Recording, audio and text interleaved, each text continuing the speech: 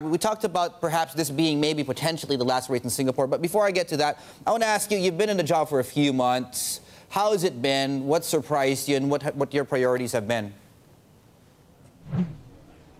Well, it's been a good set of months. It's been about 6-7 months. We've got a lot to do. It's early days still, but we've got great competition on the track this year. Some real energy in the competition between Mercedes and Ferrari. Some fresh energy in the sport. I think our events have been had a new level of excitement. I think our attendance has been up at almost every race. We've got a lot of initiatives going on in the digital world, the television world, really initiatives to engage fans in every way possible, around the world. Right, because I would imagine the challenge is try and broadening out the appeal of the sport. I mean, to a large extent, it is a niche sport. It has a niche target market, which will follow the sport through thick and thin. You talked about how you want to expand the appeal of the sport. How exactly are you doing that? Well, I mean, first, it's not a niche sport, certainly in big parts of the world. In Western Europe, which is the foundation of it, we've got a great, enormous fan base. Clearly, in places like Asia, the U.S., I think the sport is still in its early stage of growth. There's great fans we haven't tapped into, and we're excited about the growth potential there. But really, to grow the sport, it starts with making sure we put a sport on the track that is great competition, great action, really captures, what makes this sport so special, which is the marriage of sport to technology, that awes fans with sort of power, speed, and sound. Take that great spectacle, really a spectacle that is unique on a global sport that is, truly unique, and enable fans to connect with it in every way possible, live on platforms, and in all the new technologies that are available. And do you have any specific platforms you're looking at the moment in terms of delivering the content to your target audience? Well, certainly the digital world, and there are many platforms. There's social, there are apps, there's over-the-top. The future is increasingly, being driven by digital platforms, handheld devices. The new generation clearly is engaging with content today in new and different ways. We want to make sure we continue to deliver to our historic and core fans of the sport as they know it, but equally take advantage of all the platforms that exist today to connect people in new and exciting ways, and ways that really are what is the future of these sports. I mean, premium content like ours, for our sport, we want it to be the greatest spectacle on the planet. And we think we have a sport that can live up to that and enable fans to engage with it in every way possible. Certainly. Now, a lot of that will perhaps hinge on your presence in Asia. Now, you're in Singapore. The Grand Prix is happening this weekend. I want to ask you, will this weekend be the final lap of F1 in Singapore? Where are you when it comes to negotiations? Do you still want to be in Singapore moving ahead? Yeah, Singapore's a great race for us. It's been one of our anchor races, not just in Asia, but really for the sport globally. We're proud of the relationship and the partnership we have here. Our goal is certainly to reach an agreement that works for both of us, to extend it. We're actively engaged in that.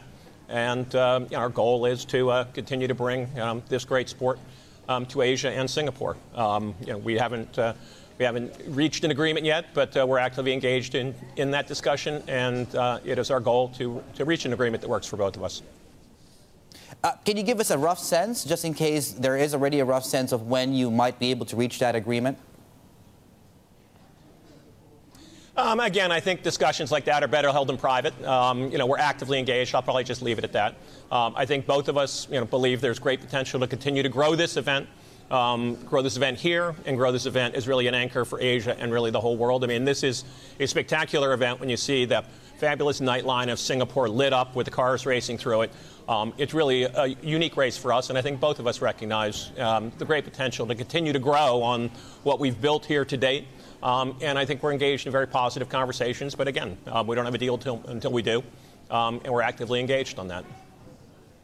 Right. I guess more broadly, talk to us about the future of F1 in Asia, because China and Japan will still be there next year. The following weekend will be Malaysia's last, but hopefully we'll get Singapore up and running. I think we had Korea and India sort of fall off the season a few years back.